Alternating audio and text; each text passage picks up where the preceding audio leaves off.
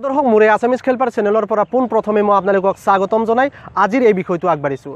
প্ৰিয় দৰ্শক, আজিৰ বিষয়টোত আলোচনা কৰিম কোন অসমীয়া কোন মুছলমান।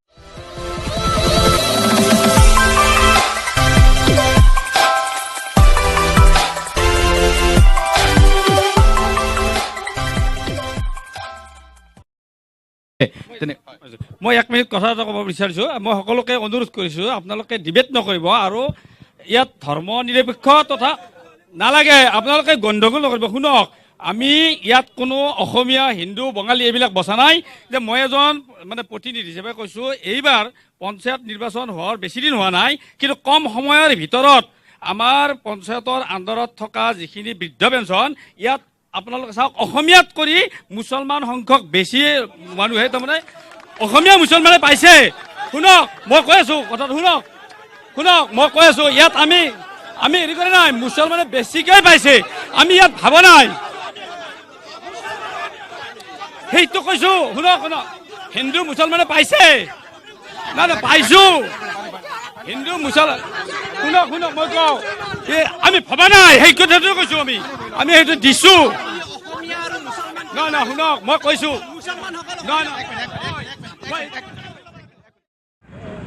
প্ৰিয় দৰ্শক, এইজনা হৈছে এজন বিজেপি কৰ্মী আৰু এনেকুৱা ধৰণৰ মন্তব্য প্ৰেৰণ কৰি আহিছে বিভিন্ন সময়ত বিভিন্ন ধৰণে। এই বিজেপি কৰ্মকৰ্তাসকলে যি মন্তব্যৰ দ্বাৰা এতিয়া সমগ্ৰ ভাৰতৰ জনতাৰ মাজত এক অশান্ত পৰিৱেশৰ সৃষ্টি হোৱা দেখা গৈছে। বিভিন্ন ধৰণত মুছলিম বিদ্বেষী মনোভাৱেৰে কিছুমান মন্তব্য প্ৰেৰণ কৰি আহিছে। প্ৰিয় দৰ্শক, এনেকুৱা এক মন্তব্য প্ৰেৰণ কৰিছিল মঙলদৈ লোকসভা সমষ্টিৰ অন্তৰ্গত ৰঙিয়াৰ তিনিআলিত, আৰু এই অনুষ্ঠানটি ডিবেট অনুষ্ঠানটি পাতিছিল DY 365-এ।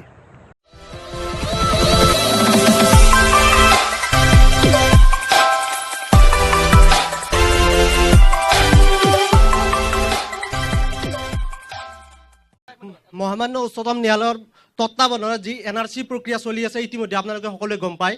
এই NRC প্ৰক্ৰিয়াৰ ক্ষেত্ৰত যি ধন ধূলিসাৎ হৈ গৈছে, এইকাৰণে যে আপোনালোকে কেইদিনমান আগত গম পাইছে, যিখন বিলৰ কাৰণে অহৰহ প্ৰচেষ্টা চলাই আছে বৰ্তমান যি চৰকাৰখনে, এই চৰকাৰখনে 14 যি কাটমাক ধৰি দিছে এই বিলখনৰ ক্ষেত্ৰত, চবেই জানে এই ক্ষেত্ৰত। আৰু যি NRCৰ ক্ষেত্ৰত কোৱা হৈছে 1971 24 মাৰ্চ তাৰিখটো ভিত্তিবৰ্ষ হিচাপে লোৱা হৈছে, কিন্তু এই ক্ষেত্ৰত সম্পূৰ্ণ ধূলিসাৎ কৰি দিয়া হৈছে। এই ক্ষেত্ৰত মই বৰ্তমান যি বিজেপিৰ কৰ্মকৰ্তাসকল উপস্থিত আছে তেখেতসকলৰ পৰা মই ক্লিয়াৰিফিকেশ্যন বিচাৰিছোঁ এই মুহূৰ্তত এই ক্ষেত্ৰত। আৰু মই আৰু এটা কথা ক'ব বিচাৰিছোঁ, যি PNRD এক্সাম, এই এক্সামৰ ক্ষেত্ৰত ইতিমধ্যে সকলোৱে গম পাইছে যি দুৰ্নীতিৰ কথা যি পৰীক্ষাৰ ক্ষেত্ৰত হৈছিল, সেই পৰীক্ষাৰ ক্ষেত্ৰত CID তদন্ত চলাইছিল আৰু সেই CID তদন্তৰ অব্যাহত আছিল। আৰু CIDৰ যি দোষী কৰায়ত্ব কৰাৰ কাৰণে যি প্ৰচেষ্টা, সেই প্ৰচেষ্টা অব্যাহত আছিল। তেনে এখন দিশখনত কেনেকৈ এই বিজেপি চৰকাৰখনে ৰাতাৰাতিৰ ভিতৰত এই PNRD এক্সাম 945টা পদ পূৰ্ণ কৰিলে, এই ক্ষেত্ৰত মই নিৰপেক্ষ হিচাপে ধিক্কাৰ দিছোঁ আৰু এই প্ৰত্যুত্তৰ বিচাৰিছোঁ বৰ্তমান এই উপস্থিত থকা বিজেপিৰ কৰ্মকৰ্তাসকলৰ পৰা। এতিয়াই এই মুহূৰ্তত ক্লিয়াৰিফিকেশ্যন লাগে। ঠিক আছে, PNRD দুৰ্নীতি হৈছে সেই অভিযোগ আনিছে, কি ক'ব? আচলতে তেখেত নিজে এগৰাকী NRCৰ ডিউটিত থকা, সেৱা কেন্দ্ৰত থকা তেখেত এজন কৰ্মকৰ্তা, তেখেতে তথ্যখিনি বেছি ভালকৈ জানিব। মই NRC আৰু এই নাগৰিকত্বৰ কথাক লৈ চাওক, বিজেপিয়ে বিচাৰিছে 14 ডিচেম্বৰলৈ আৰু কংগ্ৰেছে বিচাৰিছিল কিন্তু 16লৈকে হিন্দু মুছলমান গোটাইখিনিকে। আমি অন্ততঃ আধাটো বিচাৰিছোঁ, তেখেতসকলে কিন্তু ডাবল বিচাৰি আছিল। আমি অন্ততঃ খিলঞ্জীয়াৰ স্বাৰ্থত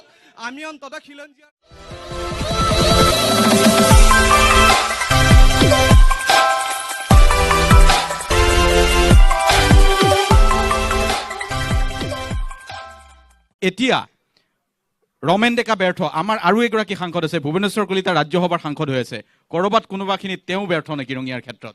নহয় কুমুদা, আচলতে ৰমেন ডেকাই নহয়, বিজেপি দলটোৱে সম্পূৰ্ণ ব্যৰ্থ। কাৰণ ই যেতিয়া শাসনলৈ অহাৰ আগত তেওঁ কৈছিল যে অসমৰ পৰা 16 মেৰ পিছত বাংলাদেশী টানি দিবলৈ বান্ধিব লাগিব, কৈছিল নদী বান্ধৰ বিৰোধিতা কৰিছিল।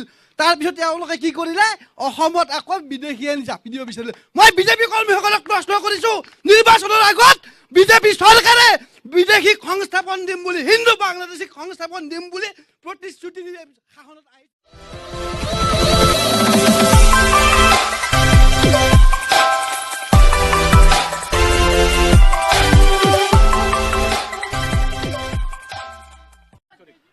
এই বিজেপি আৰু এজিপি লগ লাগি কি কৰিছে বাংলাৰ ঠিকানা মাথা মাৰিছে আজি বিজেপি উন্নতি কৰিব কেনেকৈ অসমীয়া খেদি অসমীয়াক মাৰি তেওঁলোকে উন্নতি কৰিব আমাক উন্নতি নালাগে আমাক লাগে অসমত অসমীয়াৰ প্ৰভুত্ব আমি কোনো হিন্দুত্ব মৌলবাদ মুছলিম মৌলবাদ আমি সমৰ্থন নকৰোঁ আমাক লাগে অসমীয়া অধিবাদ আজি যদি পশ্চিমবংগত বঙালীৰ অধিকাৰ থাকে আজি আপোনাৰ মণিপুৰত অসমীয়াৰ প্ৰভুত্ব কেতিয়া থাকিব আজি অসম আন্দোলন কিয় হৈছিল 855 চনত কি কাৰণ হৈছিল বাংলাৰ যে সমৰ্থন দিয়াৰ কাৰণে হৈছিল নেকি আজি এজিপিৰ অলপৰ প্ৰশ্ন আজি এজিপি কি হৈছে আজি এজিপি হৈছে জাতীয়তাবাদৰ দালাল ঠিক আছে